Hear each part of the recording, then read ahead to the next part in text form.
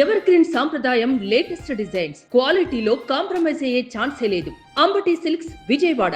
తెలంగాణ సెక్రటేరియట్లో పోలీసులు డ్రెస్సులో ఒక వ్యక్తి హల్చల్ చేయడం ఇప్పుడు చర్చనీయాంశంగా మారింది. సీఎం రేవంత్ రెడ్డిని కల్పిస్తా ఐపీఎల్ టికెట్స్ ఇప్పిస్తానంటూ ఇన్స్టాగ్రామ్లో రీల్స్ చేయడం అది కాస్త వైరల్ కావడంతో ఎంతో పకడ్బందీగా ఉండే సెక్రటేరియట్లో పోలీసులే ఇలాంటి రీల్స్ చేయడం ఏంటంటూ నెటిజన్లు ప్రశ్నించడం మొదలుపెట్టారు. దీంతో ఈ కేసును పోలీసులు సీరియస్గా తీసుకున్నారు. అయితే రీల్స్ చేసిన నిఖిల్ అనేటువంటి వ్యక్తి అసలు పోలీసే కాదని తెలుస్తోంది. రీల్స్ కోసం పాత బస్తీలో పోలీస్ డ్రెస్ కొనుక్కొని వచ్చి రీల్స్ చేసినట్టుగా తెలుస్తోంది.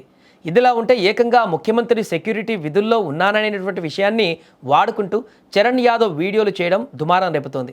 మీరు సీఎం రేవంత్ రెడ్డిని కలవాలనుకుంటున్నారా? అయితే నాకు మెసేజ్ లేదా కాల్ చేయండి, నేనే మీకు మీటింగ్ అరేంజ్ చేస్తాను అంటూ అత్యున్నత పదవిలో ఉన్న వ్యక్తిని కల్పించే అధికారం తనకే ఉన్నట్లుగా అతను మాట్లాడడం చర్చనీయాంశమైంది. సీఎం కార్యాలయం పేరుతో ఈ రకమైన ప్రకటనలు చేయడంపై సర్వత్రా విమర్శలు కూడా వ్యక్తమవుతున్నాయి. ఇది కేవలం అతి విశ్వాసమే కాకుండా భద్రతా నియమాలను తుంగలో తొక్కడమేనని తోటి అధికారులు అభిప్రాయపడుతున్నారు. మరోవైపు కేవలం రాజకీయ ప్రముఖుల పేర్లే కాకుండా ఐపీఎల్ మ్యాచ్ల సమయంలో కూడా ఇతను ఇష్టారాజ్యంగా వ్యవహరించినట్లుగా తెలుస్తోంది. SRH Chennai super Kings match మధ్య టికెట్లు ఇప్పిస్తారంటూ కూడా సోషల్ మీడియాలో ప్రచారం చేసి హంగామా సృష్టించాడు.